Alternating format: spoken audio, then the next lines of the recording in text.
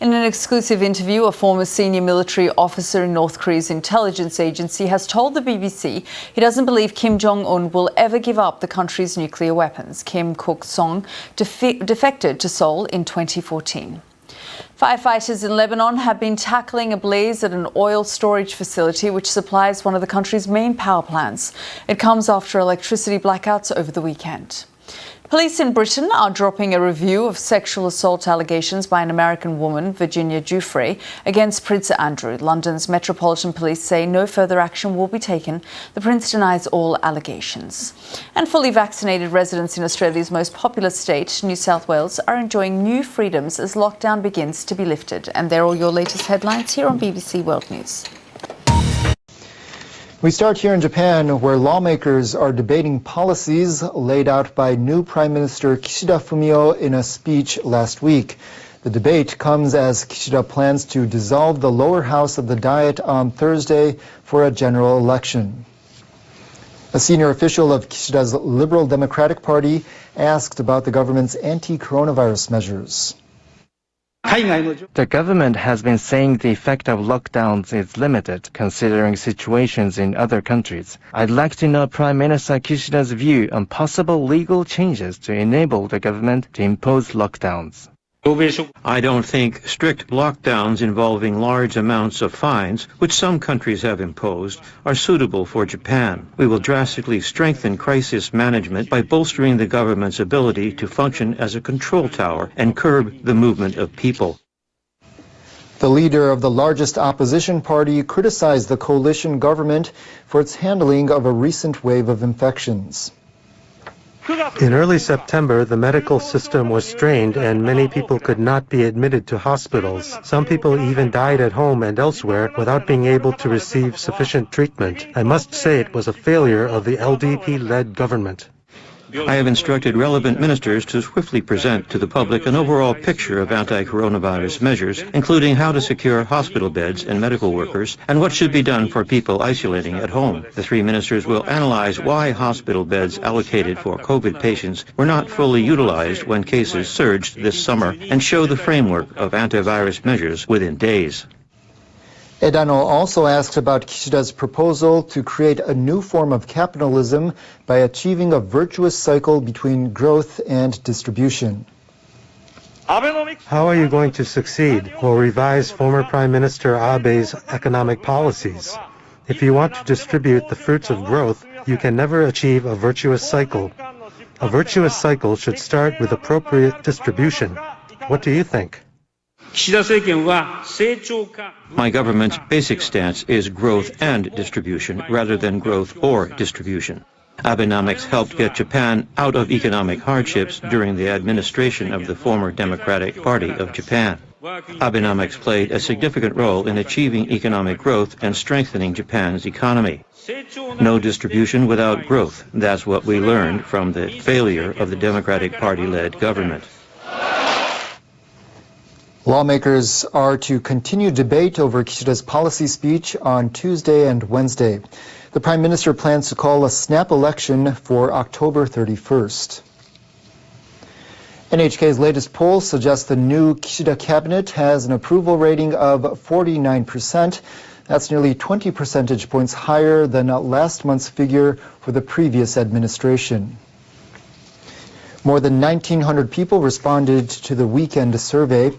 49% said they support the cabinet, up 19 percentage points from September, when Kishida's predecessor, Suga Yoshihide, was in office. When it comes to the initial approval rate, Kishida's is 13 percentage points lower than that of the Suga cabinet in September of last year. The poll respondents were asked which issues are of the highest priority to them in the upcoming election. 1/3 picked economic and fiscal policies, followed by the social security system at 23%. 20% said measures to fight the coronavirus, followed by diplomacy and national security, environmental and energy policies, and constitutional amendments.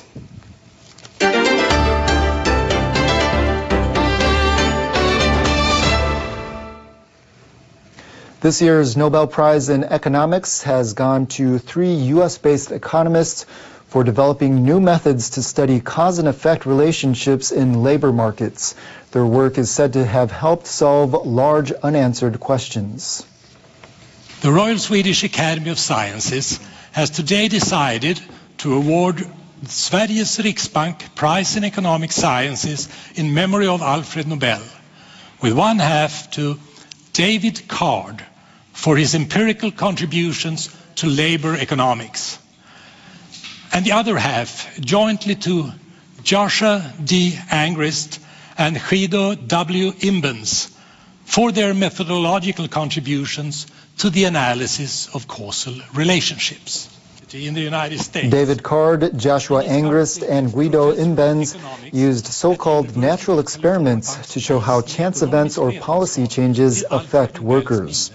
The economists studied real-world situations in a way similar to scientific experiments. In one study, Card looked at how raising the minimum wage affects business.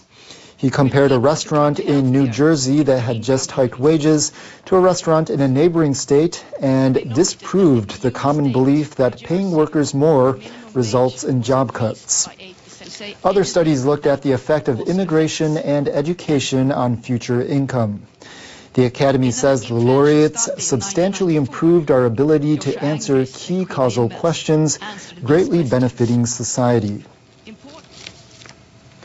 A new Japanese study says 1 in 4 coronavirus patients still deal with after effects 6 months after they got infected. The survey polled 457 COVID patients. They'd recovered from the virus since February 2020 and spanned a number of age ranges. The report says about 7.7% of patients reported problems with their sense of smell, 6.6% experienced fatigue, and 3.9% suffered from shortness of breath. The group says 26.3% of patients had some kind of enduring symptom. 1 year after their infection or diagnosis, that number declined, but 8.8% were still dealing with the impact of coronavirus. The researchers also found that younger, underweight people were more likely to have problems with their sense of taste or smell. The survey also says women were more at risk of after effects. In Japan, the 5th wave of coronavirus infections seems to have eased, with daily cases continuing to drop. The Tokyo Metropolitan Government confirmed 49 new cases in the capital on Monday. The figure hit a record low for this year for a 3rd straight day. The study's author calls for people to avoid being infected and to get fully vaccinated. Well, more than 64% of Japan's population has been fully vaccinated against the coronavirus. The government said on Monday that over 93.1 million people, or 73.6% of the population, have received their first shots, and that more than 81.4 million, or 64.3%, have had 2 shots. Among those aged 65 or older, 90.9% have had at least 1 jab, with 89.8% receiving the 2nd dose. The government plans to complete vaccinations for all those who wish them this month or early next month. Fully vaccinated residents of Sydney in Australia are enjoying new freedoms. And other big cities, including Canberra and Melbourne, are expected to ease COVID restrictions in a few weeks. NHK World's Alan Rawcliffe reports. Sydneysiders on Monday enjoyed what many dubbed Freedom Day. After over 100 days of lockdown, restrictions have been lifted, as the number of fully vaccinated people has reached 70% of those aged 16 and over. During lockdown, retailers and other businesses deemed non-essential had to close their doors to in-store customers. Venues such as restaurants, hair salons and gyms have reopened with limits on capacity. At a cafe in the north of Sydney, customers enjoyed a dine-in experience for the first time since late June. But they're mindful there are still risks involved. It's still mindful freedom, you know, it's very cautious approach and just sensible. Keep your distance, keep your mask on and do everything that you should be doing. Restaurants and other indoor venues have opened up for fully vaccinated people. People must show proof with a digital vaccination certificate to dine in. Fully vaccinated people sign in with a QR code and show the certificate to staff. The cafe owner says he's glad to open his doors to customers again. Well, we're hoping that within the next few weeks we have less of restrictions. We're hoping that we don't have to wear the mask to talk to people. If the current rate of vaccination continues, the 80% national target will be hit in November. That could pave the way for international travel to resume. Alan Rawcliffe, NHK World, Sydney. China's state-run television has aired video that it says shows a recent Chinese military drill in the southeastern province of Fujian. Observers say the drill was apparently held with the supposition of landing on Taiwan. The video shows troops on boats landing on shore and firing live bullets. The exercise also involved a drone. The release of the footage comes as Chinese military aircraft have repeatedly entered Taiwan's air defense identification zone. We implemented a series of procedures that should be taken in the event of real combat. We confirmed our capability to carry out the operation.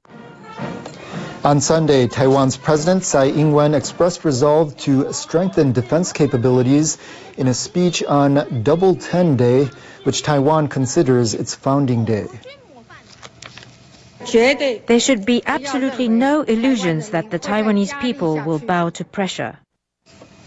China's government blamed the speech for instigating confrontation and provoking Beijing.